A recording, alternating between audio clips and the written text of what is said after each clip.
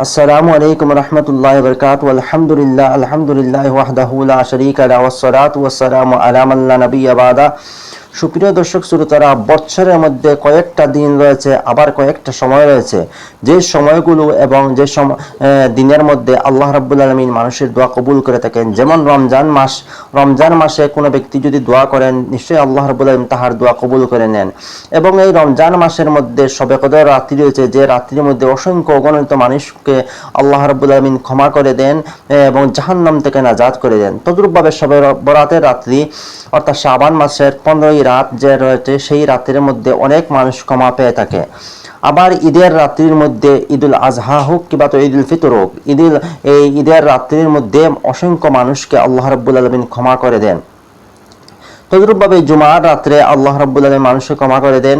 জুমার দিনের মধ্যে একটা সময় রয়েছে, যে সময়ের মধ্যে আল্লাহ রাব্বুল আলামিন মানুষের দোয়া কবুল করে নেন। বেশিরভাগ উলামা ইকরামদের মত হলো যে আসরের পরে সেই সময়টা হয়ে থাকে। এরকমভাবে ফরজ নামাজের শেষে রাসূল করিম সাল্লাল্লাহু আলাইহি সাল্লাম বলেছেন, তাহাজ্জুদের নামাজের শেষে এবং ফরজ নামাজের শেষে মানুষের যদি দোয়া করে, তার দোয়া নিশ্চয়ই আল্লাহ রাব্বুল আলামিন কবুল করে নেন। কিন্তু শুআবুল ঈমান কিতাবের মধ্যে উল্লেখ করা হয়েছে যে 5 জন ব্যক্তি রয়েছে যাদের দোয়া এই সময়গুলোর মধ্যে আল্লাহ রাব্বুল আলামিন কবুল করেন না। এই 5 ব্যক্তির মধ্যে প্রথম যিনি হচ্ছেন, উনি হচ্ছেন যে ব্যক্তি মদ পান করে, অর্থাৎ মদ না ছেড়ে যদি সে দোয়া করে আল্লাহ রাব্বুল আলামিনের কাছে, তার দোয়া কখনোই কবুল হবে না। যদি রমজান মাসে দোয়া কবুল করে, যদি রমজান মাসে সে আল্লাহর কাছে দোয়া চায়, আল্লাহ রাব্বুল আলামিন তার দোয়া কবুল করবেন না। শবে কদরের রাত্রিতে যদি সেই ব্যক্তি দোয়া করে মদ না ছেড়ে, তাহলে তাহার দোয়া আল্লাহ রাব্বুল আলামিন কবুল করবেন না। অথচ শবে কদরের রাত্রির মধ্যে অসংখ্য অগণিত গুনাহগারকে আল্লাহ রাব্বুল আলামিন ক্ষমা করে দেন। কিন্তু যে ব্যক্তি মদ না ছেড়ে আল্লাহর কাছে সেই শবে কদরের রাত্রিতে চাইবে, আল্লাহ রাব্বুল আলামিন তাহার দোয়া কখনোই কবুল করবেন না। আরেকজন রয়েছে, যে ব্যক্তি মা বাবার নাফরমানি করে, সেই ব্যক্তিরও দোয়া কখনোই কবুল হবে না।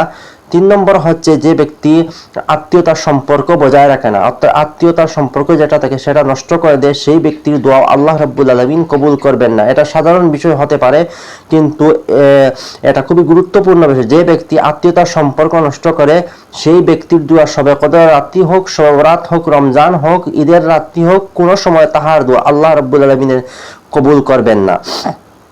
4 নম্বর ব্যক্তি হচ্ছে যে ব্যক্তি দিলের মধ্যে কপট রেখে, অর্থাৎ হিংসা বিদ্বেষ মানুষের প্রতি রেখে, অর্থাৎ তার অন্তরটা পরিষ্কার নয়, সেই ব্যক্তির দোয়া আল্লাহ রাব্বুল আলামিন কখনো কবুল করবেন না। অর্থাৎ যে ব্যক্তির অন্তরের মধ্যে বেজাল রয়েছে, সেই ব্যক্তি যতই ইবাদত করুক, যত তাহাজ্জুদ পড়ুক, তাহার দোয়া কখনোই আল্লাহ রাব্বুল আলামিন কবুল করবেন না। কিন্তু অন্যান্য কিতাবের মধ্যে আরেকজন ব্যক্তির কথা উল্লেখ হয়েছে, যে ব্যক্তি পরের হক মেরে খায় কিংবা তো পরের হক আত্মসাৎ করে, সেই ব্যক্তিও যদি এই রাত্রির মধ্যে, এই দিনগুলোর মধ্যে, এই সময়গুলোর মধ্যে যদি দোয়া কবুল করে, চাহে রমজান হোক কিংবা তো শবে কদর হোক, শবে বরাত হোক, এই সময়গুলোর মধ্যে যদি এই ব্যক্তি কোনো যদি আল্লাহর কাছে দোয়া করেন, তাহলে আল্লাহ রাব্বুল আলামিন তাহার দোয়া কবুল করবেন না।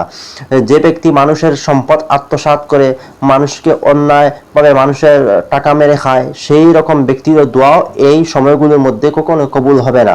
অর্থাৎ দোয়া কবুল হওয়ার জন্য এই গুনাহগুলো থেকে আপনাকে বাঁচতে হবে। যতক্ষণ পর্যন্ত এই গুনাহগুলো থেকে আপনি বাঁচতে না পারবেন, রমজান মাসেও দোয়া যদি কবুল, আপনি যদি দোয়া করেন কিংবা শবে কদরের রাত্রি, শবে বরাতের রাত্রিতে যদি দোয়া করেন, তাহলে আল্লাহ রাব্বুল আলামিন কখনোই কবুল করবেন না, যতক্ষণ পর্যন্ত এই পাপ থেকে আপনি মুক্ত না হবেন।